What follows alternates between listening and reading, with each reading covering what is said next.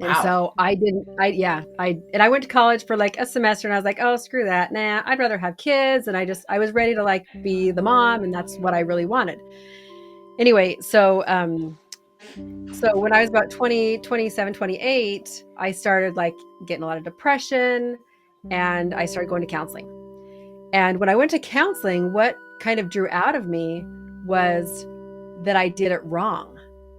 Like Mm. all of these other people went to college and they got a degree and they had all these, they had the jobs and they had all these other things behind them. And I was like, I'm just a mom, like, which is what I wanted.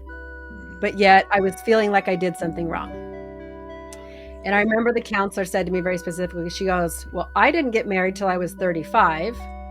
And then I had a kid or two. And she's like, so did I do it wrong? I'm like, no, I guess not, right?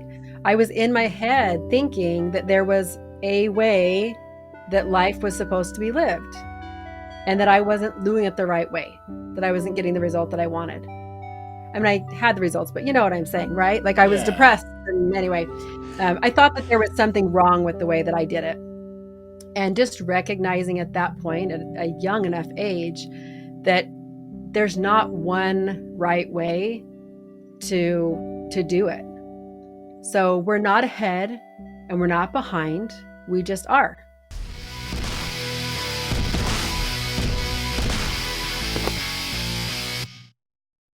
Hey, everyone. Welcome to the Meaningful Revolution podcast. I'm your host, Sean Butner, certified high performance coach. And today we have a really great guest with us. She's the host of the Common Sense Doesn't Require a Script podcast, a top 1% real estate agent in the US here. She's also a certified high performance coach and certified life coach. I'd love to introduce you my friend, Lisa Binggeli. Hey, Lisa, how's it going? Oh, great.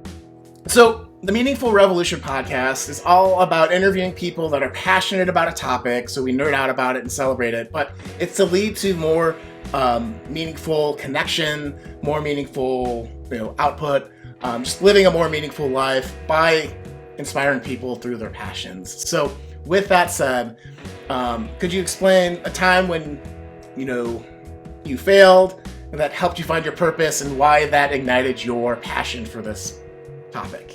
Awesome. For sure. For sure. So the reason why that's such an important topic to me, and I thought that was a good one to talk about today, is when we are venturing, whether we're entrepreneurs, and mostly I'm not sure if your audience is a lot of entrepreneurs, in our growth journey, in our business journey, we tend to associate failure with the fact that something doesn't work, right? Like I tried this thing, I failed. And so, I should probably throw that to the side and I need to try something different. And we're pretty quick to cast it away.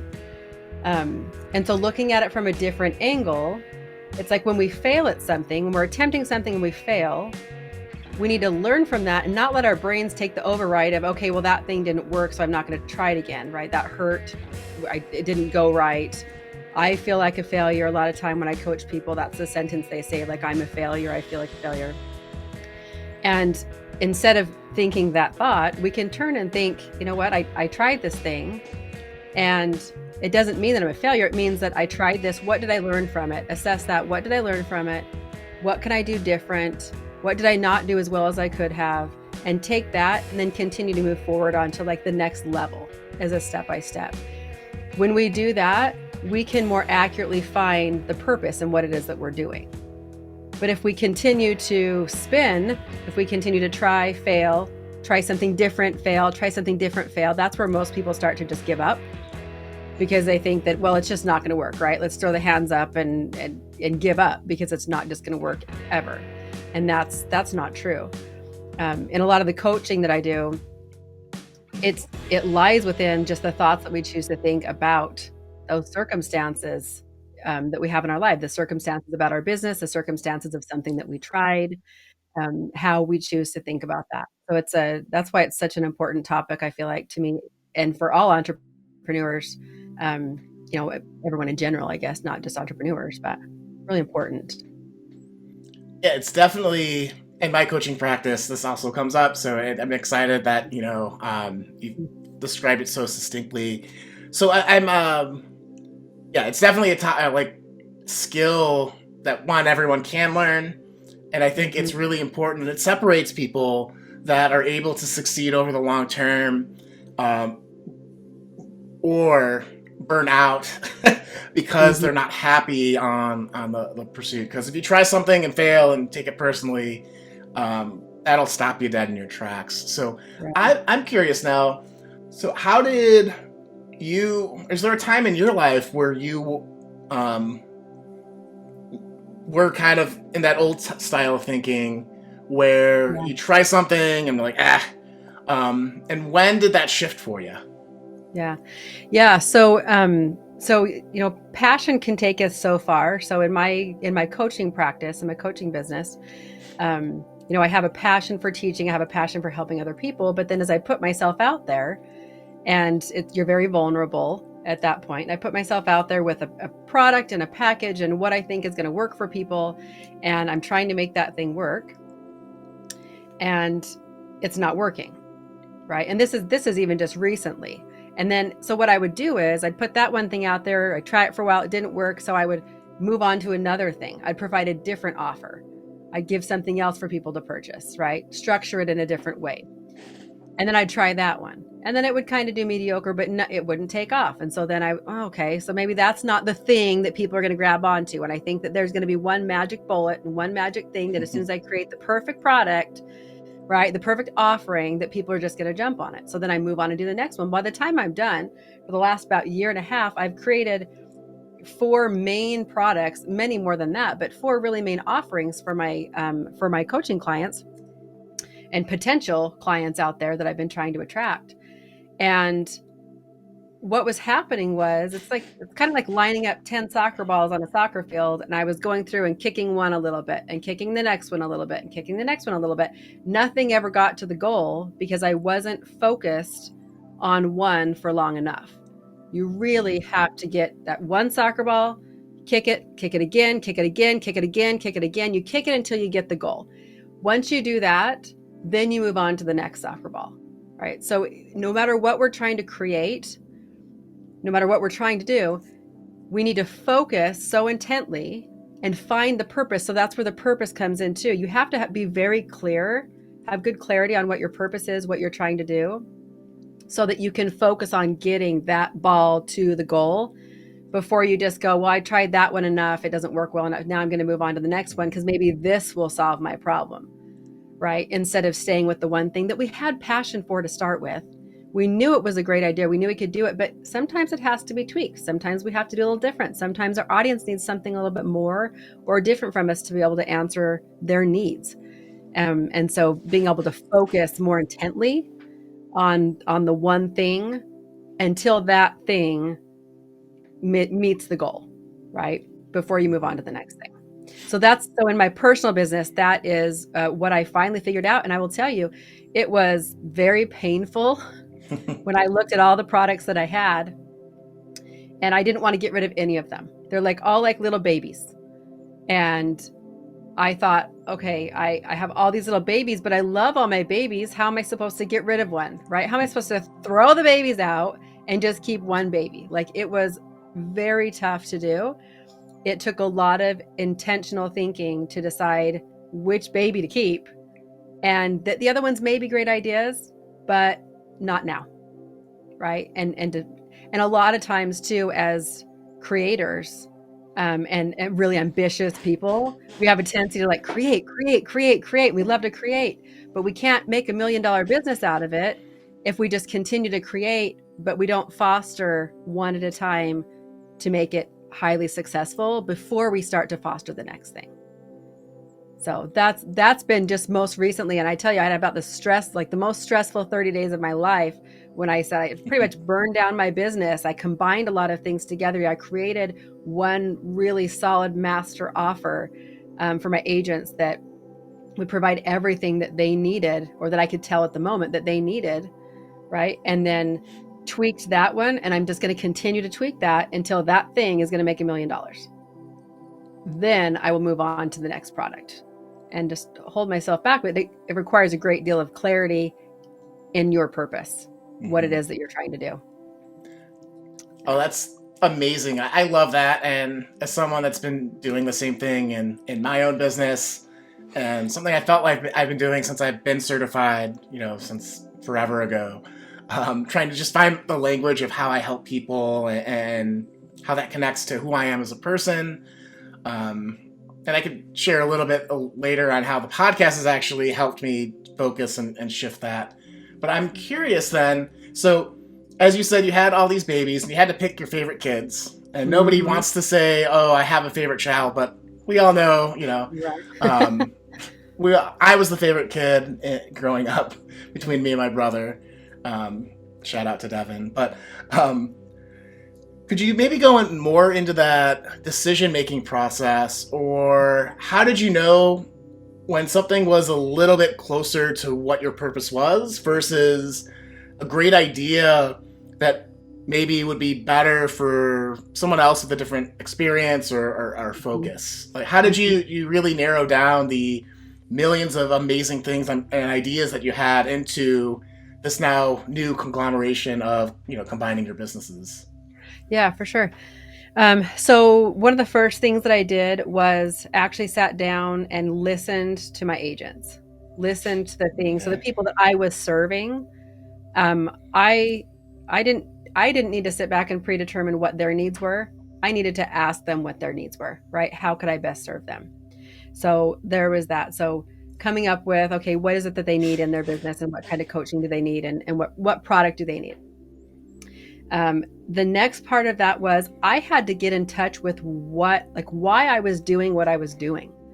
That was one of the biggest pieces, was the clarity piece for me in remembering why I started this business in the first place, who it was that I was serving, and how I wanted to serve them. Because what started happening for me was, as I created all these different businesses, right? And then you start to kind of look at the dollars and you look at how much you're selling, and all of a sudden your focus changes, and your focus is now on, oh, this product made this much money, this product made this much money. And I was looking at the dollar figures, and I was ignoring what the needs of the people are, but also why I started doing this in the first place. And it wasn't because of the money. And so sometimes we have to be careful. We place a goal. So sure, my goal is to make $1 million, right? That's my first benchmark, was to make $1 million. And as I focused on that goal, I was focusing too hard on that goal. It was overriding my focus of why I started serving people in the first place. So while it's great to have quote unquote goals, right, or benchmarks that we want to hit in our business, I would call it more of a benchmark. It's a spot that you hit, but it's not something that you're so focused on that that's what drives your actions. Because when that's what drives your actions, at least for me, when that's what drives my actions, they're not the most authentic actions, and they're not the best actions that I can be able to take to serve with the highest purpose that I can for my clients. So, I absolutely love that. Being someone that is from like the tech world and software, one of the things that I noticed in organizations is the fact that if you measure the wrong things, you don't get the outcomes you want, or you get these weird outcomes you never expected. So like focusing on, hey, I'm going to make $1 million is different than I want to help 100 real estate agents grow their businesses, help their communities and families, right? Like there's a emotional difference between, and you make different decisions depending on what that main focus is, or if you don't have secondary objectives, like the mission thing. So could you share maybe how that realization shifted how you felt about your business or your life, or maybe explore the emotional side of that switch of focus? Yeah, for sure. So I guess the word I would put to it is grounded. I came back and felt more grounded. So clarity was the first thing I was seeking, and now I feel more grounded. The one thing that I teach my agents, and I've always done in my own personal real estate business, is that when you focus on serving, the byproduct of you focusing on service is a paycheck. When you focus on a paycheck, people feel like a paycheck, right? That comes across. And I've always done my real estate business that way. So, and I know that, and I've done that for 8 years. I'm $1 million, gross agent and, per year. And I lost touch with that. And I did it in that business, and I didn't transfer that over to this business. I started losing that. And so it never fails that when you focus on the service part of things, you will always receive the byproduct of, the paycheck or the reward or whatever it is that you're looking for. That just comes as a result of the actions that you're taking, but the heart that you put into it.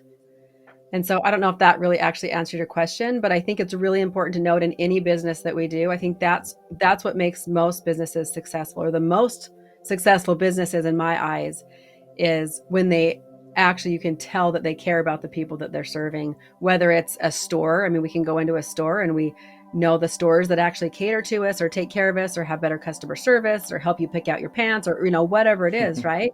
We have a tendency to want that connection and feel that love, which then brings you back again. It brings you wanting to consume that product or learn from that person because they genuinely want to serve you. And so I think in any business, that's 100% key.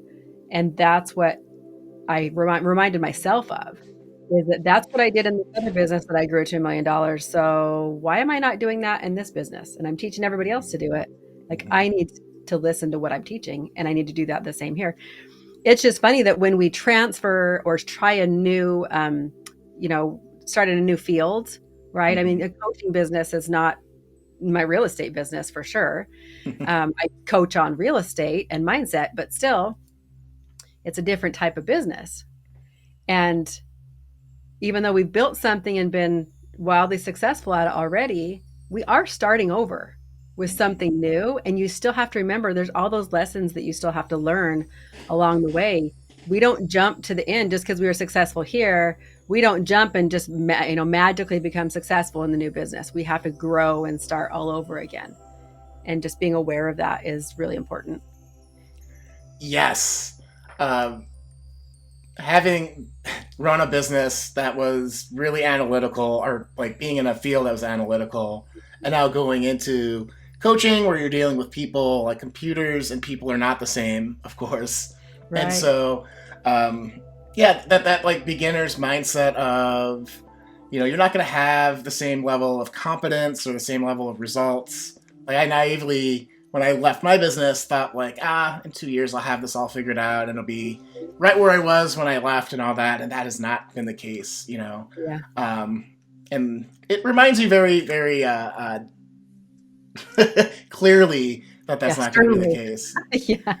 That brings up a good point too, though, because one of the other things that I realized in this journey recently was the deadlines that we put on ourselves. And like you just said, like, okay, in 2 years, I'm going to have this flourishing business in 2 years. Well, what happens when you get to year 2 and you haven't met that, quote unquote, deadline that you provided for yourself? It usually throws us for a loop. And we usually think, okay, that's when we start to introduce the thoughts in our head that I'm a failure and I'm not doing something right and I didn't do this fast enough. And then you go into a little bit of panic mode, or you start pulling triggers on different products and things and trying something new because it must not have worked, right? Yeah. And a lot of times we don't have to change our goal, but we can change the timeline to meet that goal, that measurement. And remember that that's just something that we made up. Like, we arbitrarily just decided one day that within 2 years that I'm going to, make $1 million a year in my business. And it's just a completely fabricated, made up number, but we put so much emphasis on it and we hold ourselves to that number. And then all that does is create disappointment for us, right? I mean, some people it may drive, but for most people, it just creates a feeling of failure and then disappointment, which then leads to inaction. And then we slow down on growing our business because we feel like garbage.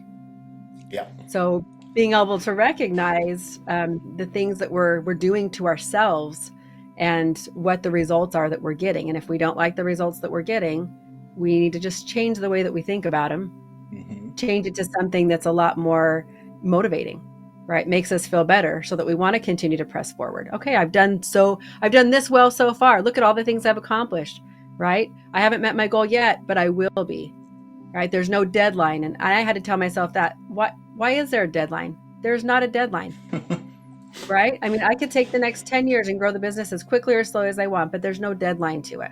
I'm just going to focus on serving people. How can I wake up today and best serve people today? What do they need from me today? And just that change in the mindset, the change in the way that I'm talking to myself and thinking about it has made a huge difference in how I'm serving my community. Right on. Yeah, I love that of course you are the mind shift coach, so like that makes sense that you talk about shifting mindsets. Yes. But and it is so important in the CHPC, the high performance coaching work that we do. So I'm curious then,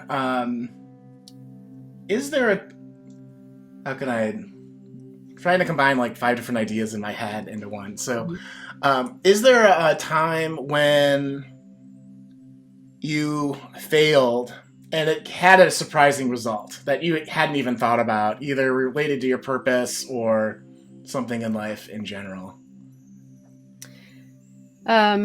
So I don't know if I'm trying to think of when, I failed many times. Failing's a good thing. Yeah. So trying and failing means that we tried something, it didn't work, and we're just going to try it a different way or try again. Just most recently, I waited for, it was Black Friday, and everybody kept saying, "You're going to do a Black Friday deal. What are you going to do?" And I'm like, yeah, I got nothing. Like I couldn't think of anything that I thought would be valuable enough. And I had thought to myself, there's going to be a ton of people in their inbox. And so I'm not going to be another one of those people in their inbox. And so just screw it. I'm not even going to deal with it. Right. And then the night before Thanksgiving, I thought, you know what? I have some marketing playbooks that I teach for real estate. And I'm like, I'm going to put them on discount and I'm going to offer those. What a day. Let's do 7 days of deals. And so I started out every day. I'd write an email, provide a different deal every day. And it was amazing. The response that I got, the number of people that needed those trainings, that needed that, right? And so when I was willing to fail, I wasn't really counting up, okay, if I sell X amount, I'm going to make this much money, this will make it worth it or whatever, right? It was, okay, I'm just going to try this thing. If I fail, oh well. If I put the emails out there, oh well, right? If they don't want my product, that's okay. But threw it out there, and sure enough, like the response was phenomenal, and did that every single day. I think just being willing to fail. So I guess I don't count like anything that I've done, even if I've done something and I don't get a response to it, or if I go to teach a class, because I'll do free trainings once a month. Sometimes I have a lot of people show up. Sometimes I don't have very many people show up. I serve who shows up. If I have 2 people to talk to, I do. If I have 100 people to talk to, I do. Right. We can learn from everything that we do. So nothing really is a failure. Yeah. Like nothing's a failure to me. It's just something that I tried that did or didn't work well. And then that just gathers data. I become, like Brennan Bouchard says, I'm a scientist. Like I tried some things and the things didn't work. So now I know what things to try different, right? I'm testing it to see what's going to work. And the only time we fail, that we truly, truly fail, is when we quit. Like when we just stop and we say, I guess this will never work. And we just completely give up. That right there, that's failure. Yeah, you miss 100% of the shots you don't take. Yeah. So yeah, I love that. It reminds me of early on in my tech career, my first manager, after I'd like totally screwed up this project, he's like, "Hey, you're doing great," and I was like, was not expecting that from after I crashed the system or something. Like it was down for 3 hours, pulling my hair out, like super stressed. And he's like, if you are making mistakes, then you're pushing yourself out of your comfort zone. And it's not a problem until you're making the same mistakes over and over and over. That means you're not learning, to kind of, tie in what you were saying. That, because I keep trying to ask a question to get a story. Like, oh, I was really like, Discouraged. discouraged, or there's a big shift here, and you're like, no, Yeah. no, it's a learning thing. And so I have a feeling that we could probably spend a whole day trying to dig for that story, and Maybe. just I will. based. Oh, go ahead. Oh, I was going to say, I will say that for a while I was in this transition of kind of trying to find clarity Mm-hmm. and trying to really find purpose again, about, gosh, 2 days of a week out of every week, I would be depressed. I would let something get me. It would get me down. And I would literally, the self-talk was, oh my gosh, I'm failing. This isn't going to work. What the crap am I doing? Why am I starting this business? Like, now look what I've done, right? I've got all these people that are learning from me and following, and oh my gosh, now I can't stop. I mean, just the list goes on and on and on. And it was happening about 2 days out of every week, because it'd be one day it would start and the next day it would carry over until I pull myself out of it. And then I'd have to move on. I'd be happy again. I'd make some progress, and then it would hit again, right? Mm-hmm. And during that time, I did something that was really helpful. So this would help any listeners out there. I did what's called a thought download. So I would wake up and I would write down every thought that I was having. Usually it wasn't first thing in the morning, but by about 10 or 11 o'clock is when it all would hit me. And I would write down everything with no judgment, no censoring, nothing, just brain dump onto a piece of paper, every thought that I was having, right? Once they were out of my head and I could look at them, I could be able to recognize like what was going on with me and were they true, and start to challenge the thoughts that I was having, right? Are these things really true, or am I feeling this way because of, right, something else? That was eye-opening. And also to wake up and have a page this long of every thought I was having, and nearly every single one was negative about my business when I would wake up. I mean, it was sad, right? And when I look at it, I was like, this is sad. But to recognize that's what was in my head, because if we don't get it out of our head, we just continue to circulate on these stories. And the more that we think about them, the more we believe they are true. Mm-hmm. And they are just thoughts that we're having about our business. So we can choose to think, the power lies in the fact that we can choose to think whatever we want. And I can choose to think that my business is doing phenomenal, whether I'm making $4,000 or $40,000, right? I can choose to think $4,000 is a success. I can choose to think 40,000. I can choose to think whatever I want. But being aware, finding that clarity, that's like the word of the month for me. Clarity and being grounded. Finding that clarity, but recognizing like what I'm actually thinking, and understanding and realizing those things aren't true. They're fears. There's things that I'm ruminating on, but they're not necessarily true. Helps get rid of them so much faster, and helps me to move on and break out of the cycle a lot faster. That's amazing. I have a similar technique that I talk about a lot, where I was sitting at my first job, super stressed, and I would wake up and have this like mantra of like, I hate my job, I hate my job, I hate my job. Doing this exact thing where like eventually I'm like, there's got to be a better way. Like, this isn't a good thing. I don't want to think this way, but that's the intrusive thought. So like I carry a journal, and when it would pop up, I take a 5-minute break. I just write down like, I hate my job, I hate my job, I hate my job. And then finally I'm like, okay, like now that I've identified that, like I can shift the language so it's not as emotionally like demoralizing. And so I would force myself to write, I don't love my job yet, 10 times, right? Just to kind of have a physical action to shift that thought. And like, it was amazing how much better I would feel in like just that shift in language, you know, to get it out on the page. So we'll get into maybe some techniques on how to shift that thought, you know, For sure. for you later. But I'm curious. You know, we might have already touched on this, but I'll ask the question anyway. Is there a mindset or belief that you hold on failure leading to purpose that other people don't commonly have? And we might have, I think you might have opened with that, but maybe. I would say yeah, attributing this to my parents, they never told us we couldn't do something. We were never taught, and we weren't like some like high rootin' to nothing, right? I mean, we're just normal family, lived on a really small budget. We ate a lot of baked potatoes in our family. We're from Idaho. We were always on a budget, but I did have an entrepreneurial father.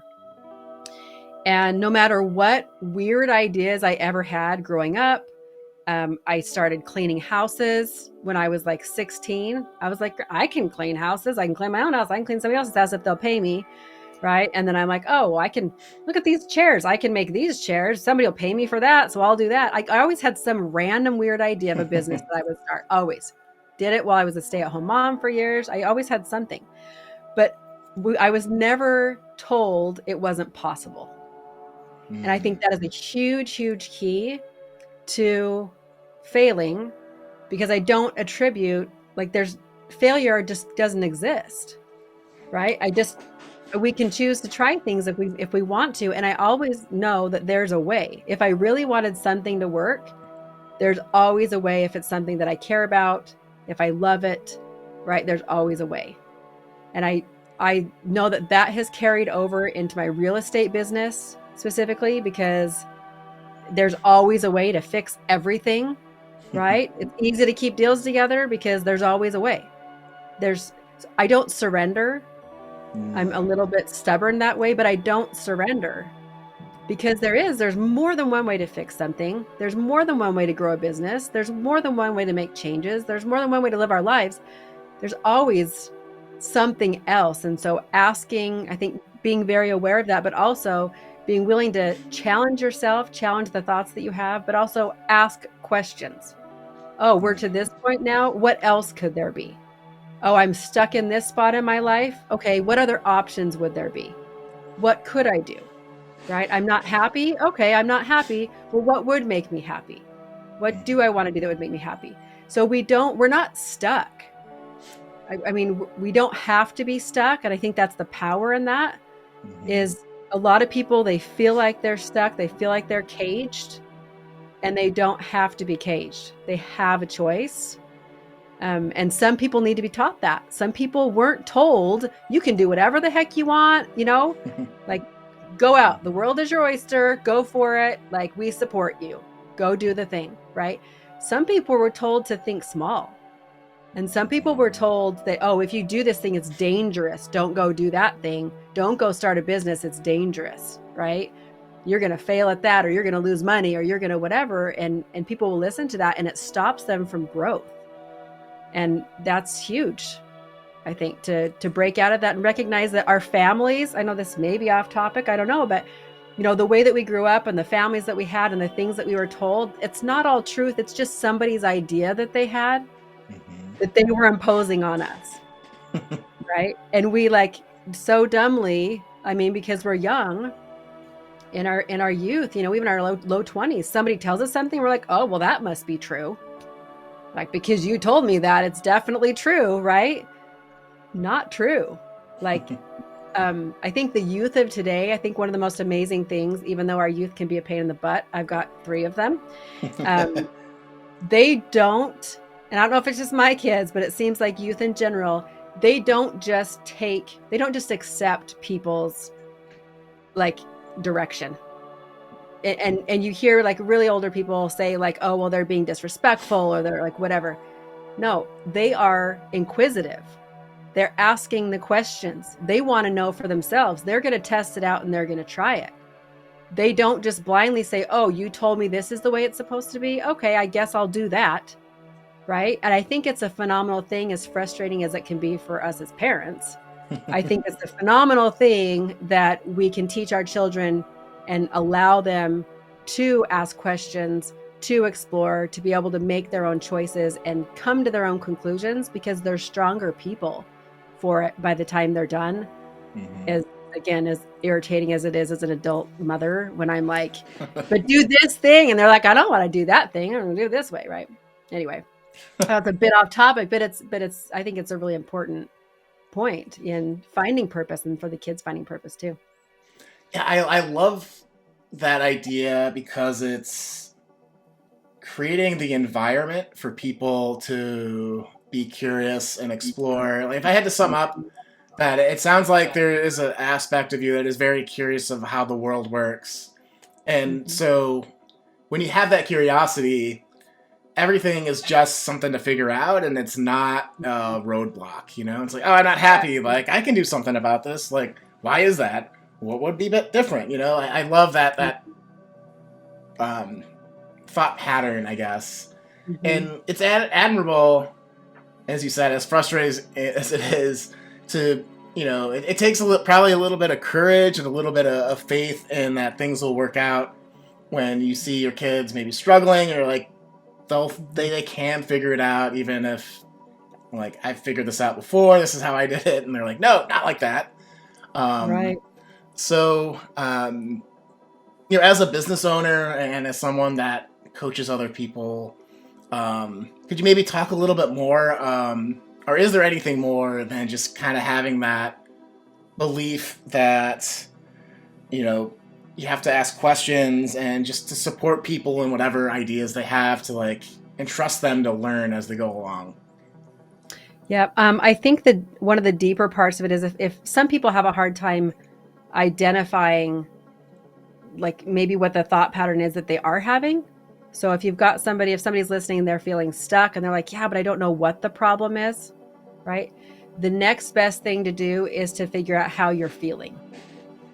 Because most of us can get in touch with how we're feeling, whether we're feeling unmotivated or we're depressed or we're excited or anxious, or any of those feelings that we can identify. It's a little easier to identify how we feel. Once we identify how we feel, we can then kind of backtrack and go, okay, well, what is it that's making me feel like that? And a lot of times what happens is we are attributing like what someone else did, or something that happened in our business. Those are things that we actually can't control. I can't control if I send something out and put an offer out if anyone actually buys it.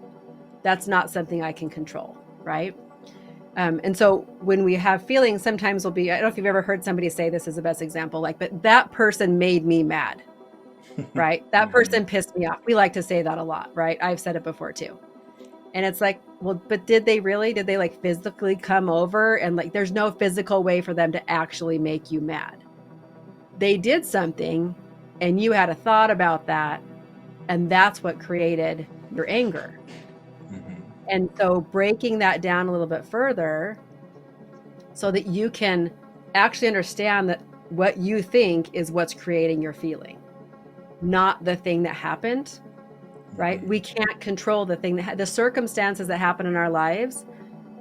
We can't control those. We can't control the people.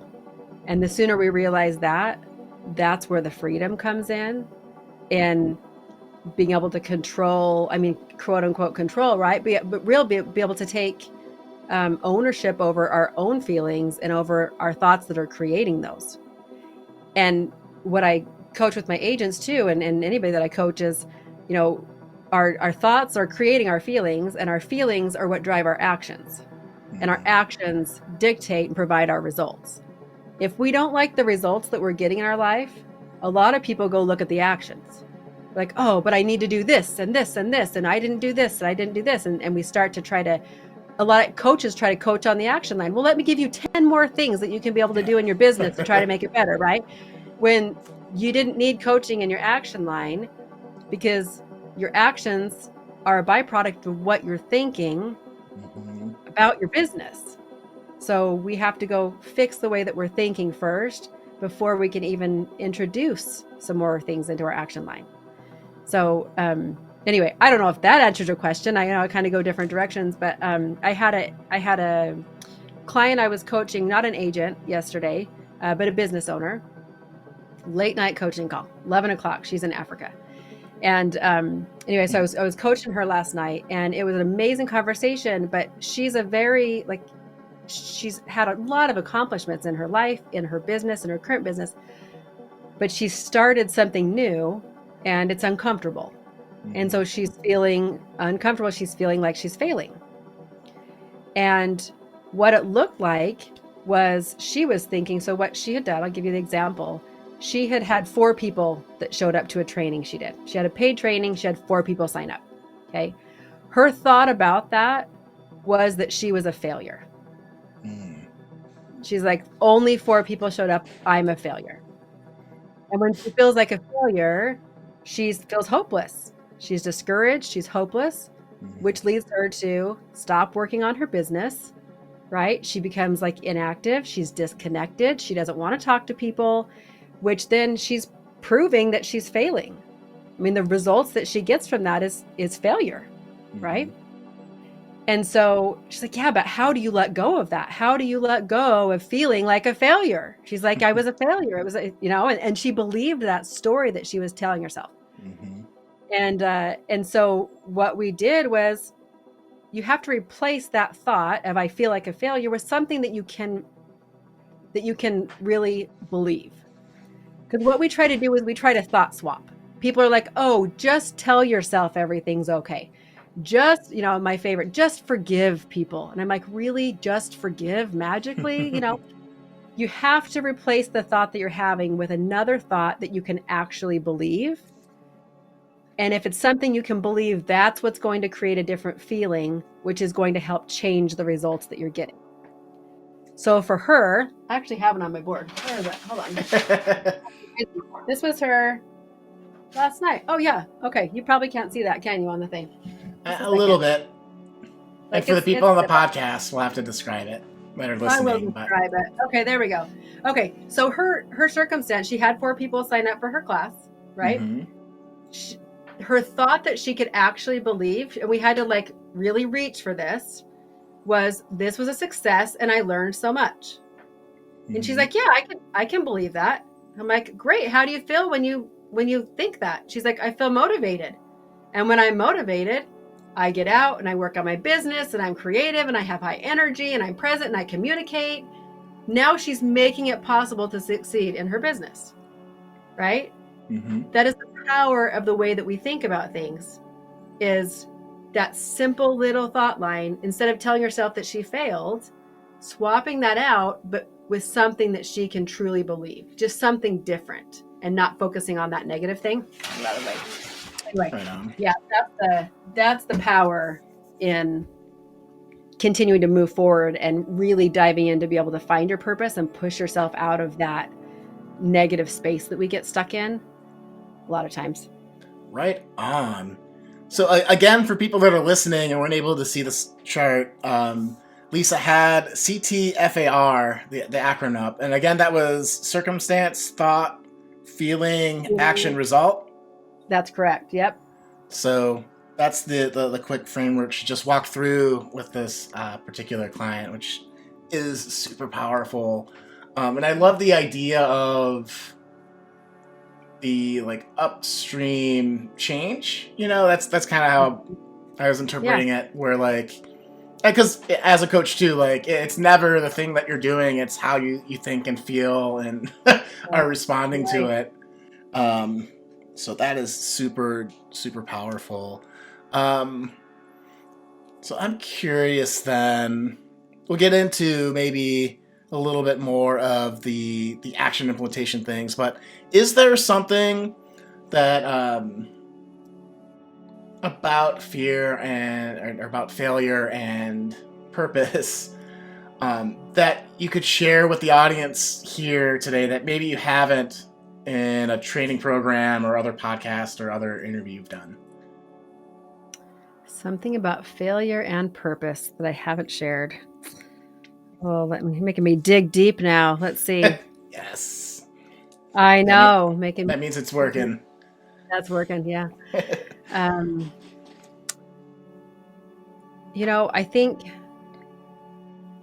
I think if we remember with failure and purpose that there's not one right way, I think is really important. We like to focus on like the one, especially with our instant gratification, Instagram ads, Facebook ads, Google ads, all the things that we see, that everyone has like the magic solution. They have the magic bullet, that's going to solve all your problems. And this is the key. And this is how it's going to work for you. And to realize that, again, that's just somebody's idea, but that there's not one way. Like Mhm. that way could work with you, like for you, right? But a different way could work for you. It doesn't mean that you're doing something wrong because you didn't do it the same way that somebody else did. I think my greatest lesson when I learned that um, Mhm. is when, oh gosh, I was 20. How old was I? I was probably like 28, 29. It was the first time I really started going to counseling. Mhm. And I was having my early midlife breakdown. I don't know what you'd call it, but I had three small children and I got married when I was 18. And Wow. so I went to college for like a semester and I was like, oh, screw that. Nah, I'd rather have kids. And I was ready to like be the mom. And that's what I really wanted. Anyway, so when I was about 20, 27, 28, I started like getting a lot of depression and I started going to counseling. And when I went to counseling, what kind of drew out of me was that I did it wrong. Like Mm. all of these other people went to college and they got a degree and they had all these, they had the jobs and they had all these other things behind them. And I was like, I'm just a mom, like, which is what I wanted. Mhm. But yet I was feeling like I did something wrong. And I remember the counselor said to me very specifically, she goes, well, I didn't get married till I was 35. And then I had a kid and or two.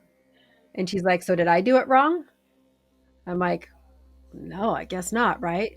I was in my head thinking that there was a way that life was supposed to be lived and that I wasn't doing it the right way, that I wasn't getting the result that I wanted.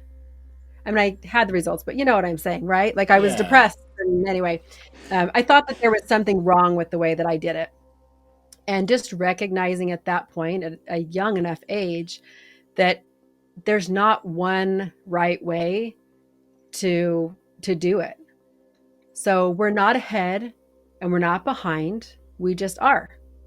Like I am Mhm. where I am right now, and that's great. That's good enough.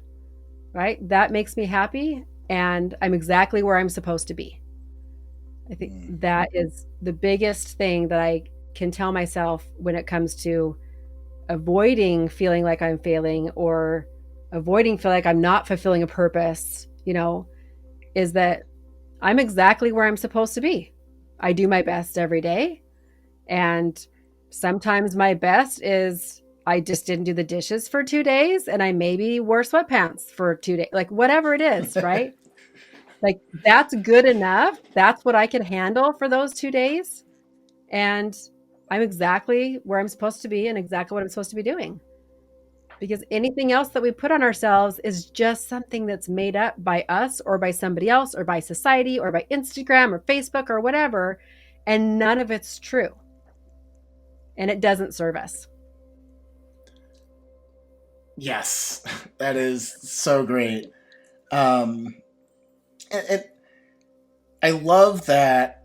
There's this phrase. So I lived in Arkansas for a while for a job, and there's a phrase that I heard there that is disturbing, but like kind of encapsulates like there's no single way to skin a cat. Oh, yeah. There's My mom says that. Yep. Yeah. And it's like, why are you skinning cats? Like, that's terrible. But, like, the idea that there's more than one way to go about it, I think is really good. And I'm also picking up that there's, like, a sense of more, a deeper presence when you believe in that. Like, when you're not, when you're where you're supposed to be, and that's okay, and you're doing that. You're more in the moment than thinking about I'm not where I should have been. Like I should have made different Mhm. choices, so you're in the past, or I'm not going where I want to go, which is that kind of like future thinking. So I picked that up. Does that seem true? Yeah, that's true.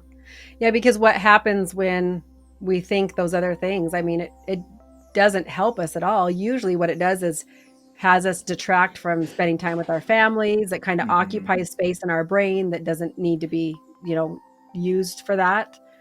Mm-hmm. And it leaves us thinking every day that we haven't achieved. We haven't Yeah. done this thing, right? It's like we can see it and we want to reach it, but we can't get there. It's like we can't quite get to it. Mm-hmm. And living that way is not any fun. I don't know what you think, but Yeah, Yeah, I would not at all. rather live and have fun and be happy in whatever it is that I'm choosing to do instead of beating myself up Hmm. by telling myself, but I haven't reached the thing and I want to reach it and there it is and I'll get it by next week, or I have to, I have to keep working because of this, or whatever it is. Like if it's never enough, that's a really painful way to live. Yeah. Really painful way to live. I definitely choose not to live that way, no matter how much I have, don't have, even when we were single family income and I was home with kids and we didn't have a lot of money, right? Like it still was always, it was enough. It was great. Hmm. How do we make do with what it is that we have? How do we make it the best that it is? Like, and that's good enough. And it was fine. And it brings a lot of happiness and joy in life to be able to Hmm. find that place to be okay. Yeah. Yeah. So another thing that came up, and I'd love to hear your thoughts on this, because it also sounded like, as part of this story, that we haven't talked about that you could have multiple purposes in life when you don't have to Mhm. have one single focus at a time. So the idea that you really wanted to be a mom and the best mom or whatever, all the things that go along with that, and then you achieved it, and now you're like, well, now what? Mhm. How much of that depression or that bad feeling was one you're the being the dog that caught the car, right? You're like, okay, Mhm. like this is not as cool as I thought it was going to be. Mhm. um or I'm very proud of what I did, but now I'm kind of searching for that next thing. Yeah. Yeah. And maybe finding a place of content, but not complacency. I Yeah. think, I think that, I mean, if we're, if we're, there's a fine balance Hmm. in, um, not trying to focus on something so much that you let the balance go in your life, right? Your balance with your family, the balance with your physical health, your mental health, balance with work. And so keeping that in check is very important to where you're still fulfilling all of those buckets that you need to fill in your life. Hmm. So I think that's a constant process because sometimes that can be out of balance. Sometimes it needs to be a little bit out of balance. Sometimes it's heavier on family. Sometimes it's heavier on work. But that doesn't remain consistently out of balance is important. For myself, when all of my kids went to school and I found myself, we lived in the country and we just moved to the country like a year prior. All my kids were in school full time and I legit like they were the thing that I focused on. That was the thing I was quote unquote achieving, right? Was Hmm. that was my purpose. And when they all left, I found myself crying about every single day Hmm. because I was lonely and I was getting depressed and I didn't have purpose anymore. And I did that for about a month, maybe not every day crying, but I very vividly remember my poor me moment where I went and laid on the couch and everybody's gone and I was legit out loud sobbing and I was like, this is so not fun. And I was totally depressed. And I, at that moment, I had this talk with myself and I said, okay, Lisa, like, what do you want? What do you want to do? And I was Hmm. like, okay, well, I never asked myself that because what I did was take care of my children. That's what I Yeah. wanted. That's what my job was. And so I seriously, and I get emotional about it because I really remember just laying on the couch and I was like, what do I want? And I was like, well, do you want to be a doctor? I mean, I opened it up and I was like, sky is the limit. Like, if you could do anything in your life, what would it be? No limitations. Like, do you want to go to school? Yeah. I don't know why I said, do you want to be a doctor? That was dumb. I faint at blood. So, that's not going to work. Um, but, but I just asked myself, what do I love? What do I want to do? And I loved houses. I was like, I love service and I always loved the market and I love pricing. I just swapped from pricing groceries to now pricing houses, right? Like Hmm. it's just something that I love to watch and do. And I was like, that's what I love. And I would love to do that. Got on the phone, I called a friend of mine that's a broker and I was like, if I got my license, would you hire me? And he was like, oh heck yeah, I'd hire you. And I was like, okay, great. Called my husband. I was like, I'm signing up for real estate school. And he's like, okay, whatever you want to do. He's always been very supportive. Oh, good. And that kind of started that leg of my journey, which was into selling houses. And I loved it so much. Talk about imbalance. I loved it so much. I was a bit out of balance for the first few years in my business, working so much because I was so engaged and just like eating it up. It was like drinking from a fire hose because I'd been home for so long, I think. Mm-hmm.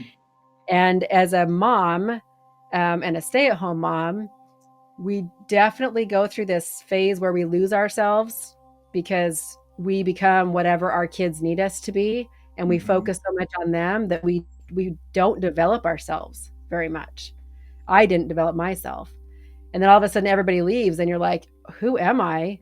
And what am Mm-hmm. I good for besides folding laundry and cleaning the kitchen and, helping my kids? Um, and so I had a few rough years of imbalance where I worked so much because I was like, I loved it.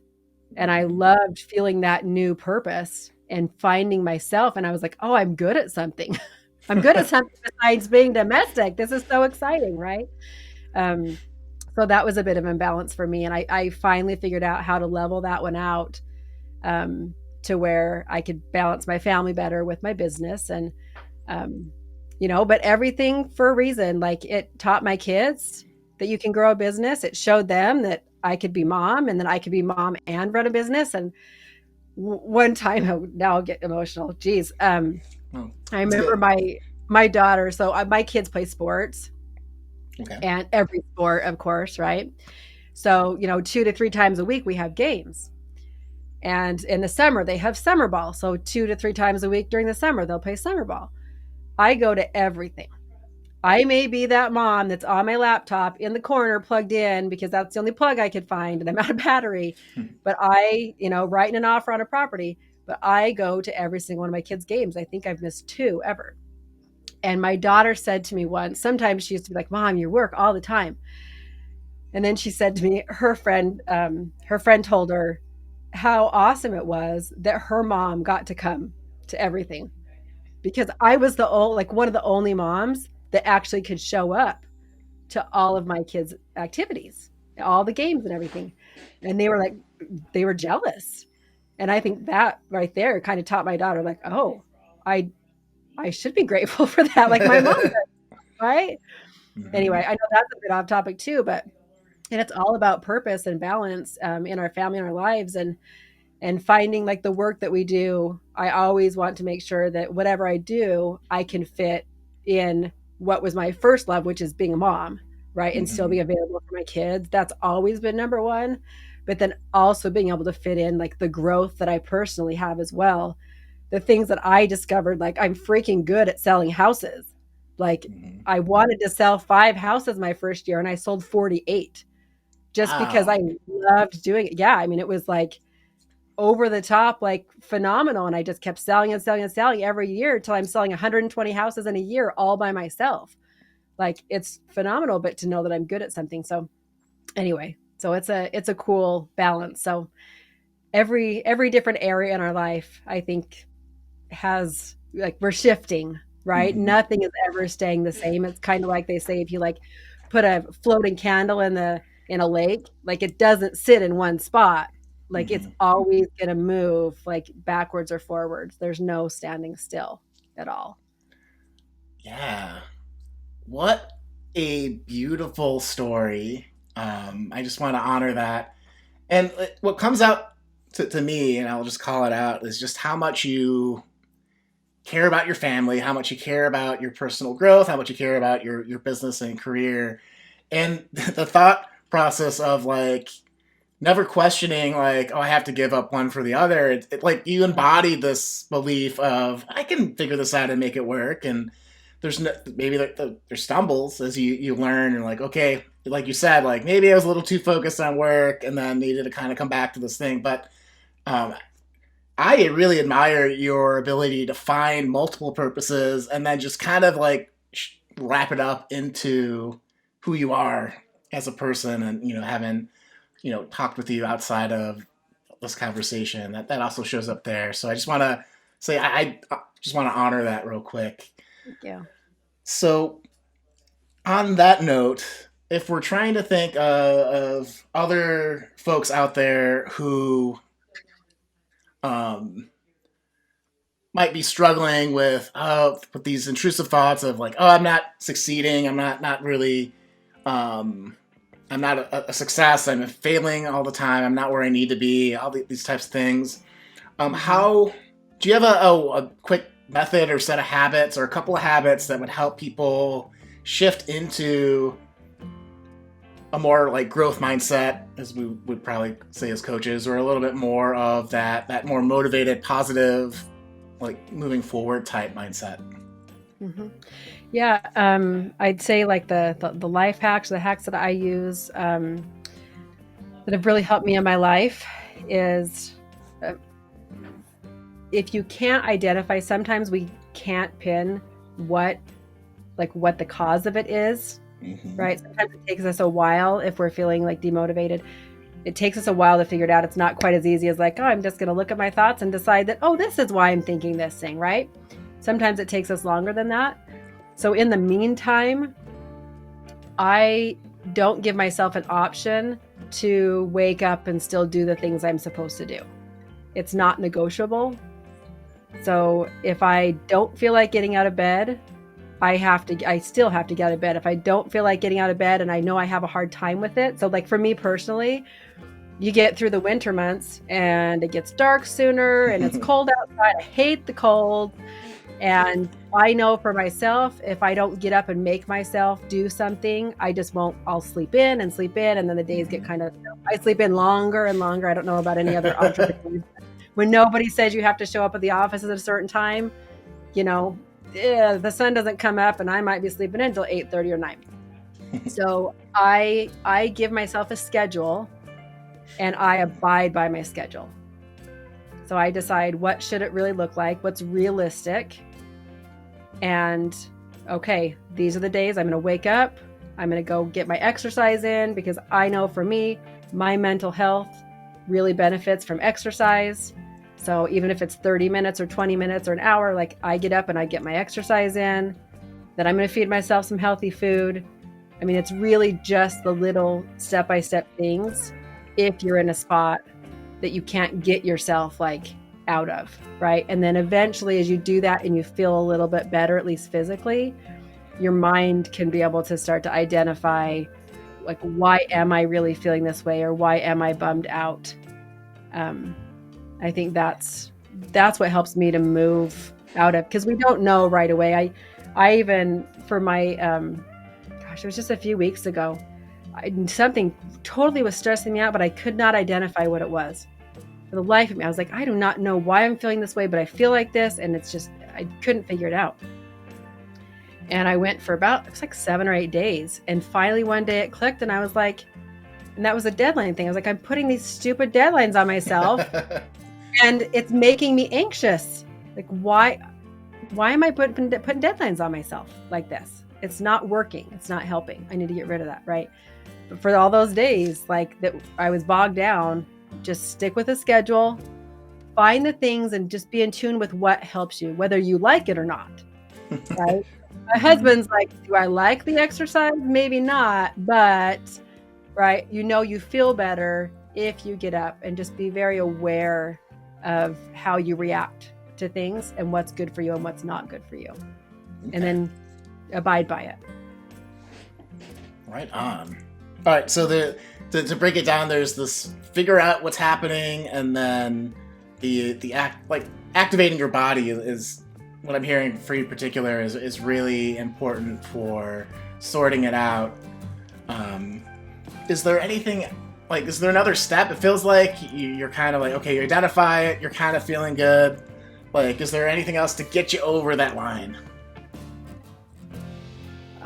Talk to someone, get a coach. Yes. Okay. Yeah, I mean, that's sometimes, unless we say it out loud, it doesn't, we can't get it out. We can't identify it either.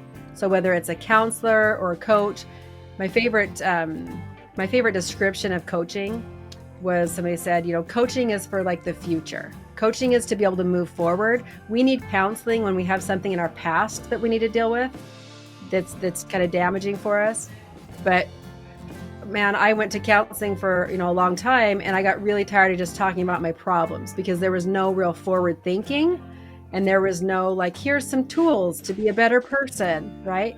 And so I think that's where coaching is so amazing, is you can get help with identifying what's going on with you, and questions asked to you to draw out those thoughts that you're having, to where the light bulb can then go on and be like, oh yeah, that's the one that's causing my issue. And I didn't know it, right? Speaking it out loud is really helpful. That's why the thought download is really helpful too, because it at least gets it out of your head. And then you can be able to identify what it is, and then come up with a plan of action for how you're going to combat that. So I guess that would be the next step too, is like, what's your plan of action? If we don't like the way things are going, then what do we need to do differently to be able to get there?